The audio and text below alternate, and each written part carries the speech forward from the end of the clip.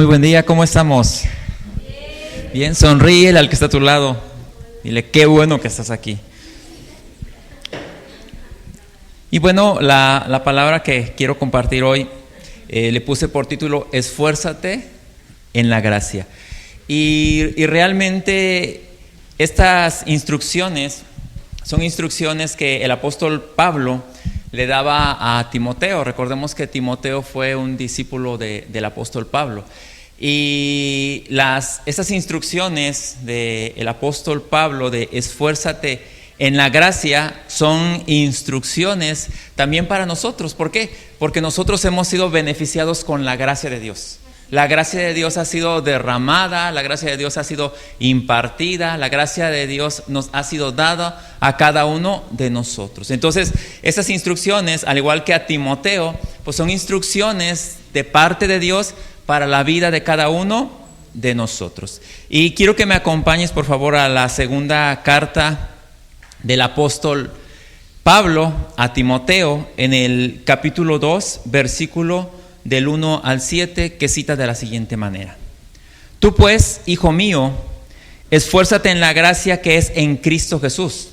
Lo que has oído de mí ante muchos testigos, esto encarga a hombres fieles que sean idóneos para enseñar también a otros. Tú, pues, sufre penalidades como buen soldado de Jesucristo.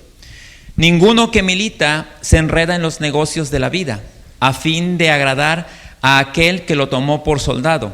Y también el que lucha como atleta no es coronado, sino lucha legítimamente. El labrador, para participar de los frutos, debe trabajar primero. Considera lo que digo y el Señor te dará entendimiento en todo. Y vemos cómo estas instrucciones del apóstol Pablo a Timoteo son instrucciones que podemos tomar como instrucciones de parte de Dios para la vida de cada uno de nosotros como sus hijos. Y lo primero que veíamos, que la gracia de Dios no es algo, porque la gracia la hemos tomado como algo que Dios nos dio. Realmente la gracia de Dios es alguien. La gracia de Dios es Jesucristo, que fue dado a la iglesia. Jesucristo que fue puesto como cabeza de la iglesia. Jesucristo que fue impartido en la iglesia. ¿Para qué? Para que la iglesia pudiera cumplir con el propósito eterno aquí en la tierra. Y la segunda carta a Timoteo, en el capítulo 2, versículo 1, dice así: Tú pues, hijo mío, esfuérzate en la gracia que es en Cristo Jesús. Por lo tanto, si alguien te dijo que la vida cristiana era fácil, no es cierto. No es tan fácil así como que decir, ay, pues ya recibí a Dios y ya todo me va a ir bien. No, la vida como hijos de Dios, la vida de un hijo de Dios, pues tiene que ver con un esfuerzo. Los hijos de Dios debemos esforzarnos en conocer, en aprender, en vivir, en sujetarnos a la voluntad de Dios. Eso es la gracia. O sea, el regalo de Dios, el favor de Dios ya fue impartido a nosotros, pero ahora a nosotros nos corresponde ser responsables, ser administradores de esa gracia que nos fue dada, de esa gracia que nos fue impartido. Esto tiene que ver con responsabilidad. Dile que está a tu lado, responsabilidad. O sea, cada uno de nosotros somos responsables de administrar la gracia que ya nos fue dada. Por eso es esa responsabilidad, la Escritura constantemente habla de los correctos administradores. Si tú te das cuenta, en muchas de las parábolas habla acerca de los administradores, de ser administrador. ¿Por qué? Porque la gracia ya fue puesta en nosotros, ya nos fue dada, pero ahora nosotros administramos esa gracia. Entonces, el esfuerzo que nosotros tenemos que hacer es precisamente en eso, en administrar la gracia que nos fue dada. La carta a los Colosenses, en el capítulo 3, versículo del 1 al 4, cita así: Si pues habéis resucitado con Cristo, buscad las cosas de arriba, donde está Cristo sentado a la diestra de Dios. Poned la mirada en las cosas de arriba, no en las de la tierra, porque habéis muerto y vuestra vida está escondida con Cristo en Dios. Cuando Cristo, vuestra vida, se manifieste, entonces vosotros también seréis manifestados con Él en gloria. Y fíjate cómo esta porción de la Escritura nos está diciendo que nosotros hemos resucitado con Cristo. Cada persona, cada ahora hijo de Dios que recibió A Cristo dice que resucitó a una vida nueva con Cristo, resucitó a una vida espiritual con Cristo. Pero esto requiere que nosotros ahora pongamos la mirada en las cosas de arriba. Y cuando está hablando de las cosas de arriba, está hablando de las cosas espirituales. Porque la vida del Espíritu es una vida superior al bios, a lo que nosotros conocemos. Es una vida superior aún al conocimiento que nosotros tenemos, porque la vida espiritual proviene de arriba. La vida espiritual proviene de Dios. La vida espiritual es una vida divina que nos ha sido dado, que nos ha sido impartida a nosotros. Entonces, por eso la Escritura nos dice: busquen ahora, o pongan la mirada en las cosas espirituales, pongan la mirada en las cosas de arriba. Y es muy común que tengamos ese problema, porque estamos viviendo en la tierra y tenemos situaciones terrenales, tenemos problemáticas terrenales, pero nuestra mirada debe estar en las cosas de arriba. Cuando tú te alineas a la voluntad de Dios, aún las cosas terrenales las aprendes a ver desde una perspectiva distinta, desde tu realidad y no desde la situación que tú estás pasando. Porque vamos a pasar por situaciones incómodas, sí. Vamos a tener problemas, sí, pero son problemas que tenemos para poderles dar una solución. Lo vamos a ver un poquito más adelante acerca de sufrir penalidades. La gracia nos posiciona en nuestra realidad, que es en Cristo. Cuando nosotros comenzamos a entender, a caminar en la gracia, a vivir en la gracia, nos estamos posicionando en la realidad que nosotros tenemos en Cristo. Fíjate lo que dice la carta a los Efesios en el capítulo 2, versículo del 4 al 7. Pero Dios, que es rico en misericordia, por su gran amor con que nos amó, aun estando nosotros muertos en pecados, nos dio vida juntamente con Cristo. Por gracia sois salvos, y juntamente con Él nos resucitó, y asimismo nos hizo sentar en los lugares celestiales con Cristo Jesús, para mostrar en los siglos venideros las abundantes riquezas de su gracia en su bondad para con nosotros en Cristo Jesús. Entonces, la gracia nos posiciona en nuestra realidad en Cristo, nos muestra quiénes somos nosotros en Cristo. Esta porción que leíamos en Efesios dice que nos hizo sentar juntamente con Cristo en los lugares celestiales. Esto está diciendo que nos ha dado una posición con el Hijo, nos ha dado una posición en Cristo. Nosotros tenemos una posición de privilegio, una posición espiritual de privilegio en Cristo Jesús, porque ahora nosotros estamos unidos a Él. No hay manera de que nosotros nos podamos separar de Él. Entonces, esa gracia, estamos posicionados nosotros en Cristo. Cristo nos habita a nosotros. Y Él, a través de esa habitación que Él hace en nosotros, también es el que nos guía a nosotros. El conocer y vivir en tu posición te permite ver una demostración del poder de Dios. Cuando tú vives de acuerdo a esa voluntad, tú vas a ver cómo Dios se va mostrando a tu vida, cómo Dios se va expresando a tu vida. Dentro de la Escritura, en el libro de los Hechos, en el capítulo 6, versículo 8, podemos ver acerca de Esteban. Esteban es conocido como el primer mártir de la iglesia. Pero podemos ver cómo Esteban, al conocer y entender estas verdades divinas, pudo experimentar, pudo ver el poder de Dios, pudo ver prodigios y pudo ver señales en su propia vida y en la vida de los demás. Fíjate lo que dice esta porción de la Escritura. Y Esteban, lleno de gracia y de poder, hacía grandes prodigios y señales entre el pueblo. ¿Qué era lo que había recibido Esteban? ¿Qué era lo que había conocido Esteban?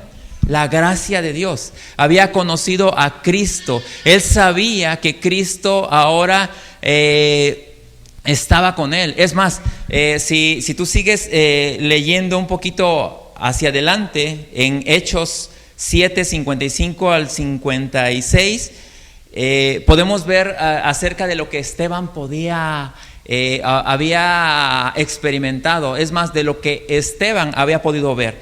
Fíjate lo que dice esta porción de la Escritura. Pero Esteban, lleno del Espíritu Santo, fijó la mirada en el cielo y vio la gloria de Dios y vio a Jesús de pie en el lugar de honor, a la derecha de Dios, y les dijo: miren, veo los cielos abiertos y al Hijo del Hombre de pie en el lugar de honor, a la derecha de Dios. Él pudo entender que en su vida había cielos abiertos, pero también él tenía la mirada puesta en las cosas de arriba, porque dice que él vio al Hijo de Dios, él vio a Jesucristo, dice, lo vio sentado en el lugar de honor. Hace un momento leíamos que nosotros estamos sentados juntamente con Cristo en los lugares celestiales. Entonces, ¿qué es lo que Esteban pudo ver? Esteban pudo ver su realidad que él tenía en Cristo.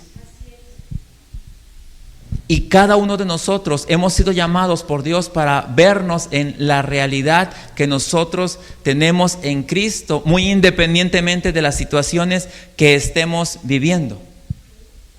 Dios está buscando hombres fieles en quien confiar su palabra. Y no está hablando, porque muchas veces podemos sacar de contexto cuando un pastor dice, es que buscamos hombres fieles. No se está buscando gente que nos sirva a nosotros, como pastores, como apóstoles, como evangelistas, como maestros. No es que la Escritura diga eso, sino que Dios está buscando hombres fieles, hombres entendidos en su palabra, hombres fieles a Él, ¿sí? A los principios de Él, a la voluntad de Él. Eso es lo que está buscando, esa es la fidelidad que Dios está buscando. ¿Por qué? Porque los hombres fieles son idóneos para enseñar. Los hombres fieles son discípulos, son gente que constantemente está expuesta a un discipulado, está sujetándose al entendimiento de la Escritura. Y fíjate lo que dice la segunda carta a Timoteo en el capítulo 2, versículo 2, dice: lo que has oído de mí ante muchos testigos, esto encargo a hombres fieles que sean idóneos para enseñar también a otros. Entonces, ¿qué es lo que busca Dios? Hombres fieles que sean idóneos para enseñar a otros. Cuando tú vives fiel a la voluntad de Dios, fiel a los principios de la palabra de Dios, tú estás enseñando, tú estás modelando a otros el cómo se debe de vivir como hijo de Dios. Y este es un constante entendimiento que nosotros tenemos. Esto la Escritura le llama madurez. Nosotros somos encaminados día a día por la palabra de Dios hacia una madurez. Dios nos está llevando a una madurez, y esto es algo que Dios está haciendo todos los días de nuestra vida, a cada segundo. Hace 8 días, no voy a leerte, pero en Mateo 25, del 14 al 30, leímos acerca de la parábola, acerca de cómo Dios dio talentos a 3 hombres, y cómo el que recibió 5 pudo administrar y duplicar aquello que Dios le había dado. Pero como aquel que recibió un talento tenía una perspectiva totalmente errada de quién era su Señor, y él decidió enterrar su talento. Él llegó a sus conclusiones de cómo era su Señor y dijo: reconozco que tú eres hombre que cosecha donde no sembraste, que eres duro, tuve miedo de ti. Esas conclusiones son conclusiones a las que llegó él, porque nunca entendió quién era realmente su Señor. Porque cuando él le dijo que tú cosechas donde no te sembraste, su Señor había sembrado un talento en él. Y cuando hablamos de talento, hablamos de 34 kilos de plata, o puede ser oro, en peso. Entonces, sí había sembrado. Dice: tuve miedo. ¿Cómo le tienes miedo a alguien que te beneficia? A alguien que quiere lo mejor para ti. Entonces, podemos ver que la fidelidad en el reino de los cielos tiene muchos beneficios para nosotros, pero nosotros tenemos que aprender a vernos como Dios nos ve y no sacar conclusiones de cómo creemos que Él nos ve a nosotros. Otra de las partes que pudimos ver en esta porción que leímos al principio es, el apóstol le dijo a Timoteo, sufre penalidades. Las penalidades son consecuencia de la oposición al sistema del mundo. Mira, siempre que nosotros como hijos de Dios hagamos las cosas de acuerdo al diseño eterno, el mundo se va a oponer. Vamos a sufrir penalidades de una u otra manera. Pueden ser familiares, pueden ser laborales, o pueden ser en el entorno donde nosotros nos desarrollamos. ¿Qué son las penalidades? Las penalidades son situaciones contrarias o poco favorables. Cuando tú le compartes muchas veces a la gente acerca de Dios, pues empieza a sufrir cierto tipo de penalidades. ¿Por qué? Porque realmente no pueden entender, no pueden comprender lo que tú estás conociendo.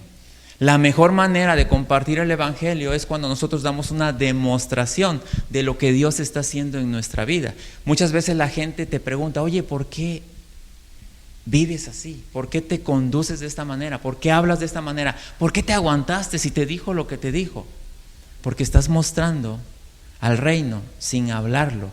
Es mejor mostrar, dar una demostración de lo que Dios está haciendo en tu vida que ir y hablarles. Con esto, como siempre te digo, no les hables, háblales. Les puedes hablar, les debes de hablar, es parte de la comisión, pero creo que lo realmente importante es que nosotros les mostremos lo que Dios está haciendo en nuestra vida. Porque Dios está haciendo algo en tu vida, solo ve y muéstraselos. Muestra lo que Dios está haciendo en tu vida. Segunda carta a Timoteo, capítulo 2, versículo del 3 al 4, dice así: tú pues sufre penalidades como buen soldado de Jesucristo. Ninguno que milita se enreda en los negocios de la vida, a fin de agradar a aquel que lo tomó por soldado. Entonces, si nosotros ahora somos, dice, como soldados de Jesucristo, no podemos andarnos o militar o enredarnos en los negocios de la vida. Y no está hablando de negocios en cuanto a la economía. Está hablando en la vida que está fuera del diseño divino.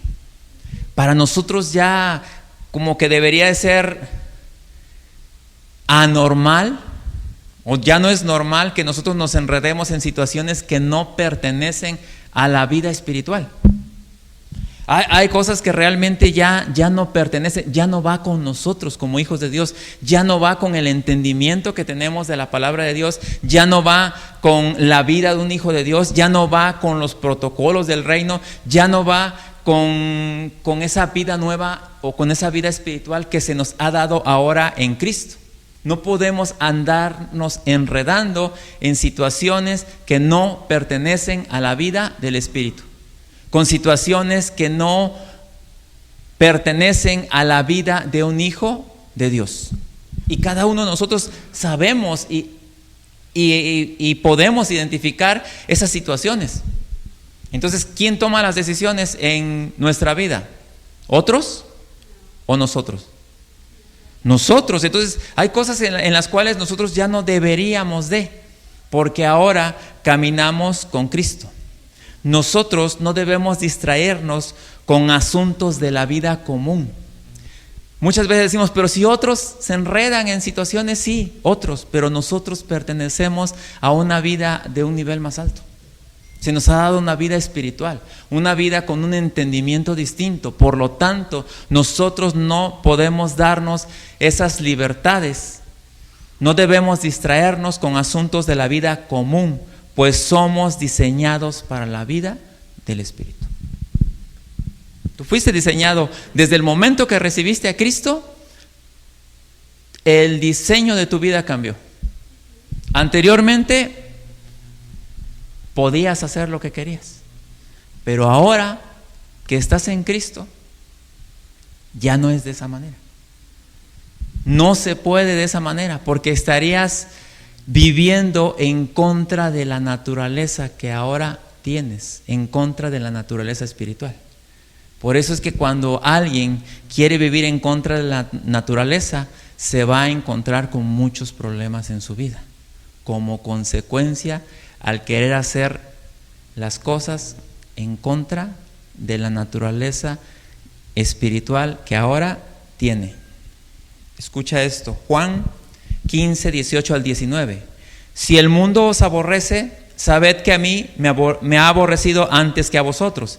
Si fuerais del mundo, el mundo amaría lo suyo, pero porque no sois del mundo, antes yo los elegí del mundo, por eso el mundo os aborrece. No te preocupes si el mundo te aborrece. ¿Qué quiere decir eso? Que ya no perteneces al mundo, que ya ahora sí estás, pero si todavía el mundo te apapacha y te sientes como en tu casa y todo eso, pues ahí sí como que hay algún problema. Voltea a ver al que está a tu lado y dile, ahí sí habría algún problema. Entonces, fuimos llamados, escucha esto, fuimos llamados como atletas de alto rendimiento a tener una lucha legítima. Ahora, ¿me podrían decir algunas características de un atleta de alto rendimiento? Díganme algunas características de un atleta de alto rendimiento. Disciplina, constancia, alimentación, va dentro de la disciplina. ¿Qué más? Perseverancia. ¿Qué más? Tiene metas. ¿Se tiene que privar de ciertas cosas o no? ¿Sí? ¿A poco un atleta de alto rendimiento anda en las fiestas y tiene ciertas limitaciones porque tiene metas? Entonces sabe que tiene que sacrificar algunas cosas para poder alcanzar aquellas metas. Entonces, si nosotros fuimos llamados como atletas de alto rendimiento a tener una lucha legítima, tenemos que entender que también va a haber ciertas limitaciones. Mira, la Escritura es bien clara. Todo te es lícito, pero no todo conviene. Realmente, aquí Dios pues nos da una libertad. Dice, puedes hacer lo que quieras, pero no todo te conviene. Pero cuando dice todo me es lícito, el apóstol Pablo dijo estas palabras: todo me es lícito, pero no todo conviene. Jamás el apóstol Pablo dijo me conviene. Todo me es lícito. Él dijo, yo puedo hacer lo que yo quiera. Pero Pablo, como un atleta de alto rendimiento, entendió que no todo convenía a los intereses del reino.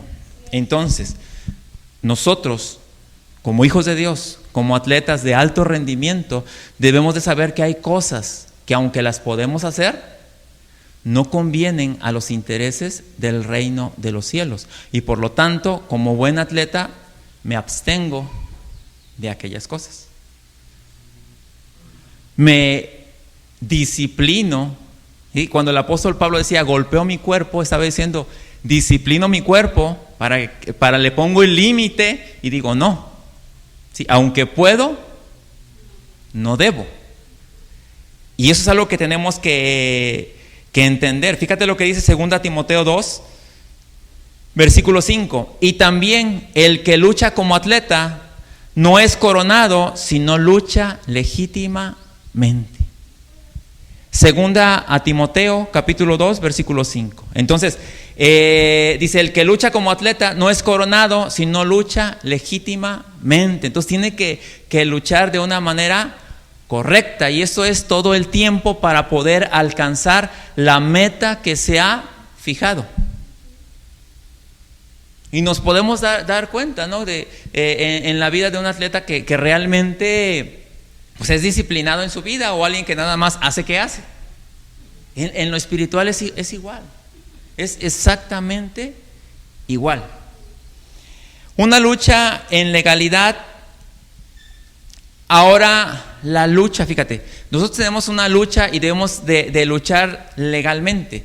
Ahora, la lucha que nosotros tenemos es una lucha que tenemos en Cristo o con el Cristo impartido. Quiere decir que tenemos el apoyo, ¿sí? O tenemos el respaldo de Cristo en nosotros para poder alcanzar las cosas que Él mismo nos ha o nos pide que nosotros alcancemos. No es una lucha que la vamos a hacer en nuestras propias fuerzas, sino es una lucha que ahora la hacemos apoyados o tomados de la gracia de Él. Es una lucha desde nuestra posición como hijos de Dios. Es una lucha, ¿sí?, que realizamos entendiendo que pertenecemos a su reino, entendiendo que ahora nosotros somos nueva criatura. Y esa lucha la hacemos ahora desde los parámetros de Él y no desde lo que nosotros creemos que está bien o está mal. Porque realmente lo que nosotros creemos que está bien o está mal, no tiene nada que ver con lo que Dios dice, no tiene nada que ver con los parámetros divinos, porque nosotros podemos errar, pero realmente nosotros debemos de alinearnos a la voluntad de Dios. Por eso el apóstol Pablo en Gálatas 2:20 al 21 citaba lo siguiente: con Cristo estoy juntamente crucificado, y ya no vivo yo, mas vive Cristo en mí. Y lo que ahora vivo en la carne, lo vivo en la fe del Hijo de Dios, el cual me amó y se entregó a sí mismo por mí. No desecho la gracia de Dios, pues si por la ley fuese la justicia, entonces por demás murió Cristo. Lo que está diciendo aquí el apóstol Pablo dice: yo me tomo de la gracia y ahora entiendo que con Cristo estoy juntamente crucificado. Me identifico con Él en su muerte, sepultura y resurrección. Y esa resurrección a la que me llevó es a una resurrección en vida nueva, entendiendo que ahora estoy unido a Él, y lo que ahora vivo en la carne, lo vivo en la fe del Hijo de Dios, lo vivo entendiendo lo que Él ya alcanzó por mí, y lo vivo caminando en la voluntad de Él. Esa es la manera legal de operar en el reino de Dios, ¿sí? Eso es lo que nosotros tenemos que entender, de que Cristo está en nosotros. Ahora, todo esto que te he hablado, toda labor, todo esfuerzo rinde como recompensa un fruto. El atleta puede ver que su esfuerzo rinde un fruto. Y si tú de tu labor, de tu trabajo, te esfuerzas, tú sabes que rinde un fruto. Todo lo que se hace rinde un fruto. Segunda carta a Timoteo, capítulo 2, versículo 6, dice así: el labrador, para participar de los frutos, debe trabajar primero. Ahora, aquí no entra nuevamente el esfuerzo. ¿Quién va y planta un papayo? ¿Verdad? Ahí está el papayo. ¿Quién va y planta un papayo y al otro día quiere el fruto? O sea, estaría así como que de locos, ¿no? Bueno, ahora, la vida espiritual, la vida del Espíritu que ha sido plantada en ti, que ha sido sembrada en ti, ¿qué necesita? Ya si quieres el fruto así como que Dios le truena los dedos y ya. Constancia, esfuerzo, perseverancia, disciplina, orden. ¿Tú quieres ver los frutos? Sí, quieres ver el fruto, pero todo esto tiene que llevar. O sea, realmente Dios hace milagros, pero tú exiges demasiado. O sea, Dios, el milagro de Dios es Cristo en nosotros, ¿sí? La gracia derramada en nosotros, pero realmente no pretendamos que Dios haga todo, ¿sí? No, tiene que haber un esfuerzo, tiene que haber algo que nosotros debemos de poner de nuestra parte. Entonces, para participar de los frutos, pues debe trabajar primero. Colosenses 1, 26 al 29 cita de la siguiente manera: el misterio que había estado oculto desde los siglos y edades, pero que ahora ha sido manifestado a sus santos, a quienes Dios quiso dar a conocer las riquezas de la gracia de este misterio entre los gentiles, que es Cristo en vosotros, la esperanza de gloria, a quien anunciamos, amonestando a todo hombre y enseñando a todo hombre en toda sabiduría, a fin de presentar perfecto en Cristo Jesús a todo hombre, para lo cual también trabajo, luchando según la potencia de Él, la cual actúa poderosamente en mí. Entonces, el trabajo de que Cristo esté siendo formado en nosotros, pues sí, tenemos que poner de nuestra parte, pero dice que debemos de permitir que Él actúe poderosamente en nosotros. Dice, luchando según el poder de Él, para que Él actúe poderosamente en nosotros. A veces todavía queremos así como que echarle la mano a Dios con algunas cosas. Y realmente dice, no, solamente déjate que yo te guíe. Déjate que yo te encamine. Deja que yo te lleve. Déjate, dice, cuando en alguna porción de la Escritura se dijeron las siguientes palabras: bástate mi gracia, porque mi poder se perfecciona en tu debilidad. Esto quiere decir que en las áreas donde tú eres débil, es un área de oportunidad para que el poder de Dios se manifieste en tu ser. Es donde tú debes decir y donde tú reconoces que toda la gloria y toda la alabanza es para Él. Todos tenemos áreas débiles, áreas en las cuales batallamos de una manera tremenda.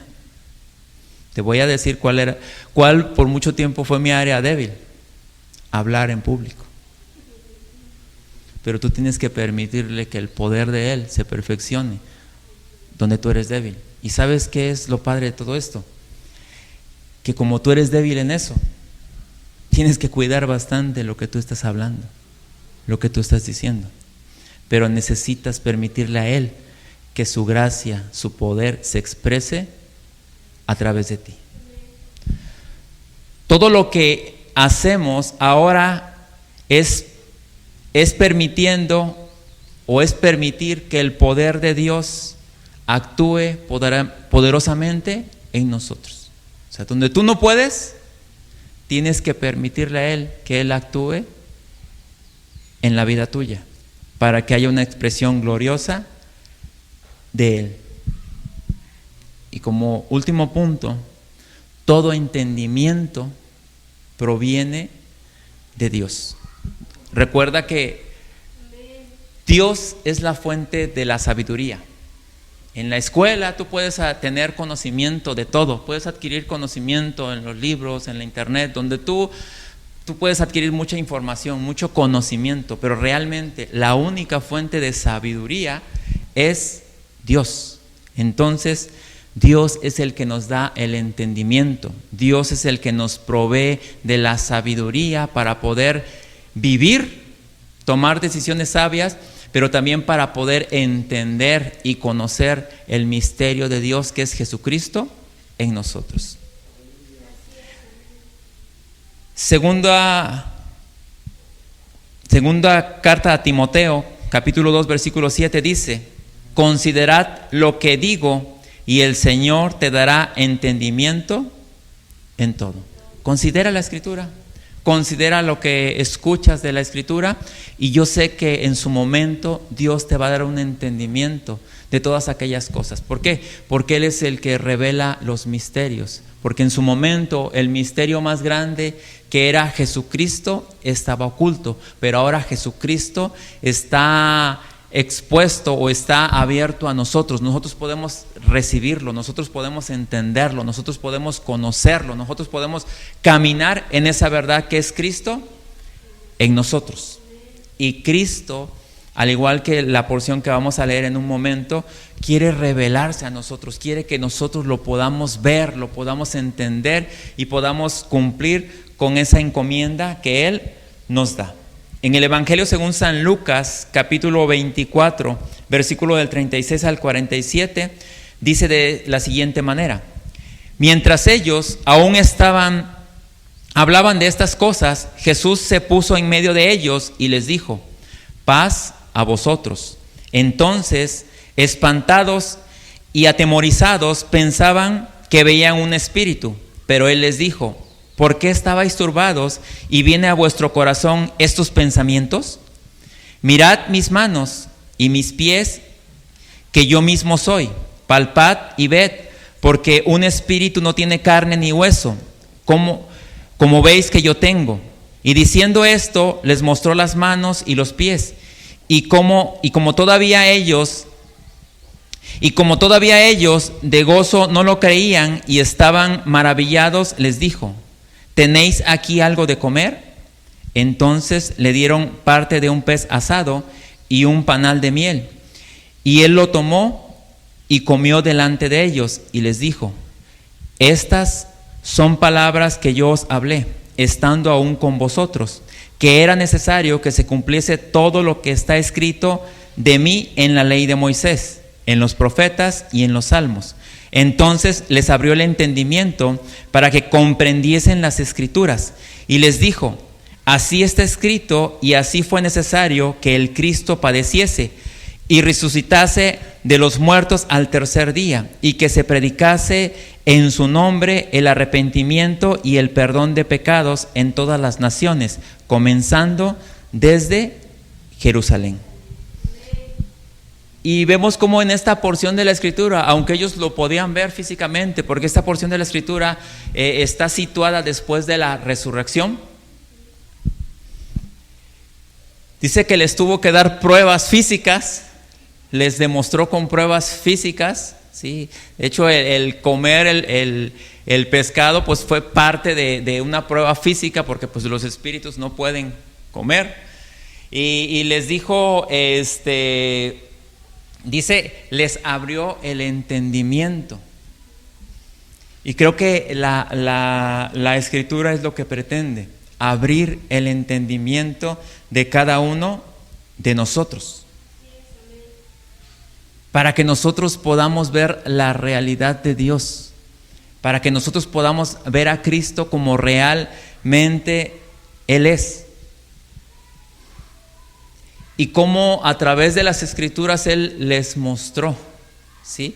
Y cómo les mostró que era necesario, les mostró todo el plan de Dios, les mostró que era necesario, porque así estaba escrito en la ley de Moisés, en los profetas, dice, y en los salmos. O sea, todo lo que estaba escrito se los resumió y les dijo: así era necesario, ustedes tienen que verme ahora como realmente yo soy.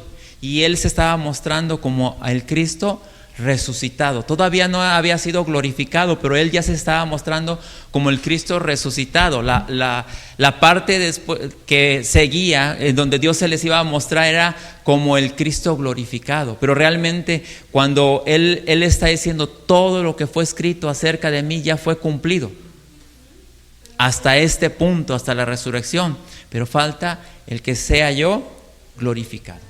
Entonces, esforzarnos en la gracia es precisamente entender esto que Dios ha hecho en favor de nosotros. Pero y ten la seguridad de que Él te va a abrir el entendimiento. Tú vas a poder ver la Escritura como realmente es, no como en algún momento pues nos la enseñaron.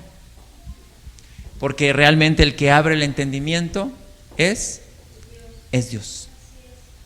A ti solamente te corresponde esforzarte en la gracia que Dios ha derramado en ti, que es Jesucristo. ¿Sí? ¿Parte del esfuerzo podría ser congregarte? Claro que sí. Sí, porque tan sencillo como eso, ¿verdad? ¿Congregarnos es parte del esfuerzo? Sí. ¿Leer la Escritura? Sí. ¿Conocer? Sí, es parte de, ¿sí? Parte del esfuerzo sería a veces calmar esos impulsos carnales. Sí, o sea, cosas tan sencillas. Entonces, caminemos en esa gracia, caminemos en ese tesoro que ahora nosotros tenemos, que es Cristo en nosotros. Vamos a orar. Padre, gracias, Señor. Gracias porque hemos entendido que la gracia que tú has derramado en nosotros requiere y demanda un esfuerzo de parte mía. Gracias, Jesucristo, porque ahora entendemos que la gracia eres tú impartido en nosotros y que tu palabra, Señor, es confiada a hombres fieles, a hombres que entienden y caminan en tu voluntad, Señor, y que aunque podamos pasar por este tiempo penalidades, Señor, sabemos que si caminamos en tu voluntad, tú estás con nosotros, Señor, porque entendemos que de toda labor que nosotros hacemos en pro de tu reino, en pro de tu voluntad, Señor, para agradarte a ti, Señor, se puede obtener un fruto, Señor. Te agradecemos porque sabemos que todo entendimiento y que si ahora conocemos acerca de ti y te hemos recibido, Señor, es porque ese entendimiento, ese conocimiento proviene de ti, Señor, proviene de tu gracia, proviene de tu amor que nos inunda a nosotros. Gracias, Padre, te damos en el nombre de tu amado Hijo Jesucristo. Amén. Amén. Y bueno, le invitamos a todos aquellos que nos siguen a través de las redes sociales a que compartan este mensaje, que más gente pueda entender y conocer esta bendita palabra y que puedan, para que esta palabra pueda llegar a más personas, para que esta palabra pueda ser de edificación a muchos más. Nos vemos hasta la próxima.